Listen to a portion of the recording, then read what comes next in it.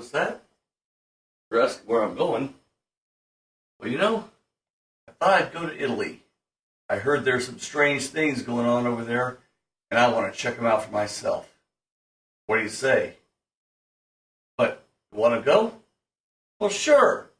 Grab your toothbrush and grab your hat.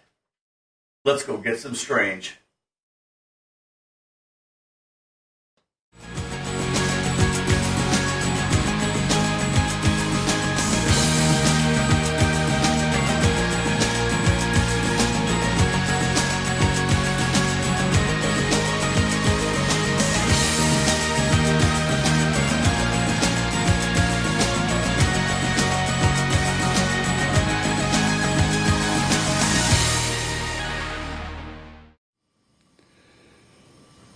Roger, 29 Heavy, you are cleared for takeoff on runway 109er, over. First, we board our plane, bound for the distant and far-off country of Italy. You see me waving to you out the window? Chirp, chirp. Our first stop takes us to the beautiful city of Florence, birthplace of the Renaissance, visited by millions. There's the Ponte Vecchio, built in the 16th century, and the largest Duomo in Europe, designed and built by Michelangelo himself. The famous museum here is the Uffizi, guarded on the outside by Galileo, Vespucci, Michelangelo, and perhaps the most famous Lorenzo the Magnificent, head of the Medici family. But what of his brothers, Luigi the Mediocre and Antonio the Quite Ordinary? No, not here.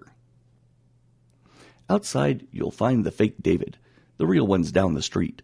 But inside is the real oddity, a genuine 4th century BC tribute to Sylvester Stallone in his most famous role as Rambo.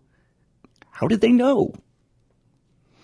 Next up, we take a short ride via Vaporetto to the ancient city of Venice, a city built on water and over 10,000 pilings.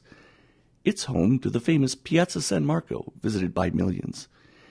It's also home to lots of famous architecture that's kept in beautiful and excellent condition. Look, it's the Leaning Tower of Pisa. You can always spot the Venetians, as they are a fashion-forward people, always the trendsetters. You'll be seeing this on the beaches this summer. Well, then again, maybe not.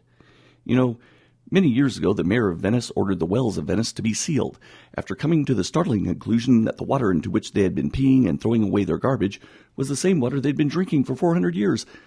The people cheered him and built him this statue in tribute. Here he is contemplating what in the world was in his minestrone last night.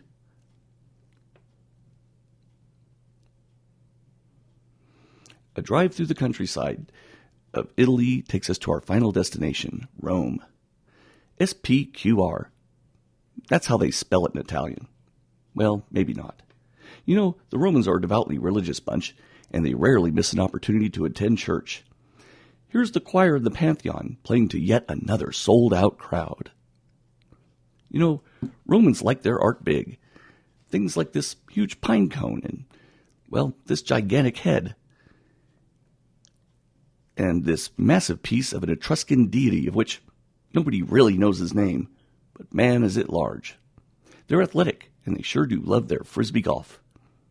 And what of this guy, an Etruscan fertility god? There's his left hand, and there's his right hand. So what's holding up the basket? It boggles the mind. Romans believe that art should be everywhere. They put it on the ceiling. They put it on the floor. They put it all over the walls. But did I mention the ceiling? This one is over a mile long. It's the longest ceiling in the world. And we end with the most famous ceiling in the world. I had to sneak in this shot. They don't allow cameras.